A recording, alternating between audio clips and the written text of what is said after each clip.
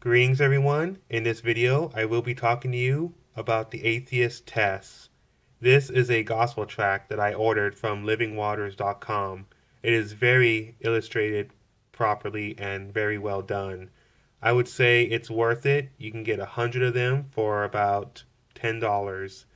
And I ordered 200. I believe I have left 150. And I gotta say, this test is a test that many atheists fear to take, if not are worried about taking it once they know what the answers and the questions are going to be put forth in. And it's really good because this questions their common sense. This questions their morality standing of where they're at. And I like to take this with some small pens or markers and have them answer. And either they could answer this in private or they could answer this like in an interview or even just on camera. But many atheists don't want to take this test because it exposes their false philosophy. So I'm going to read it to you and I'll have you understand how good this test is and how many atheists cannot pass this test without either admitting they know God exists or they just run away from this test. So let's read it. Behold the evolution of the Coca-Cola can. Billions of years ago, a big bang produced a large rock. As the rock cooled, sweet brown liquid appeared. As time passed, aluminum formed into a can lid and tab. Millions of years later, paint fell from the sky and formed a label and barcode. This theory insults your intelligence. You know that if a Coca-Cola can is made, there must be a maker. Common sense. Test 1.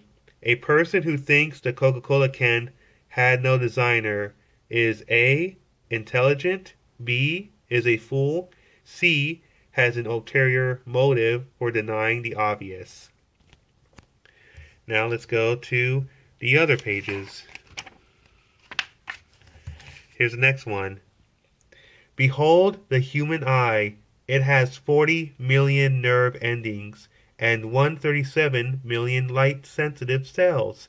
Its focusing muscles move 100,000 times a day. Man cannot begin to make an eye, and it's just a small part of the sophisticated human body. How could a reasonable person think it formed by mere chance? George Gallup, the famous statistician, said, I could prove God statistically, take the human body alone, the chance that all the functions of an individual would just happen is a statistical monstrosity. Test 2. Do you know of A. building that had no builder, a painter that had no painter, a car that had no maker? And the list goes on in this video. I don't want to keep this video too long, but all these questions are based on common sense and moral reasoning. And this is just to help, atheists to understand that we as Bible-believing Christians know what God says about them. God knows why they want to deny him. God knows why they don't want to accept the truth. And they want to believe a lie like evolution or that there is no God. Yet atheists know the truth, but they conceal it. Why? For God says, man loves darkness rather than light. And because the light shines under darkness, it exposes their evil.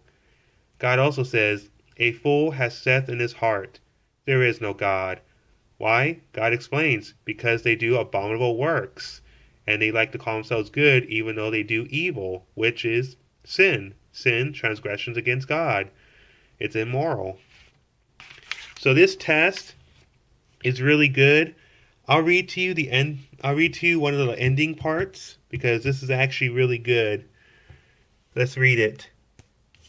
Here we go. Jesus said, he who has my commandments and keeps them, it is he who loves me, and he who loves me will be loved by my Father, and I will love him and manifest myself in him. Approach Jesus like you first approached a tablet, TV, or radio. Take a step of faith, and he will show himself to you. Or do you have an ulterior motive? Could it be that the atheist can't find the atheist can't find God for the same reason a thief can't find a policeman? Could your love of sin be clouding your good judgment? If the Bible is true, if Jesus has abolished death and brought life and immortality, to light through the gospel, then you owe it to yourself to check it out. And here's how. Goes through the Ten Commandments, goes through the Bible a bit, tells you about God's sacrifice. Very clear and very blessed to have these. So again, I like to have these along when I go to atheists, and I just offer this test, but usually the results are they just mock, ridicule, or heckle, and just walk away when they do that, or just name call and, give me the middle finger when they walk off. But many of them don't want to take this test. All I can do is just give them this test, speak to them, let them know what God knows and what Bible Christians know, and go from there. But there you have it, the atheist test. Very good, well illustrated, and I highly recommend it. And with the 150 I have left, may I use it this year when I go and evangelize to bring people to Christ so that many can be saved in his name. Thank you all for watching this video, and God bless you.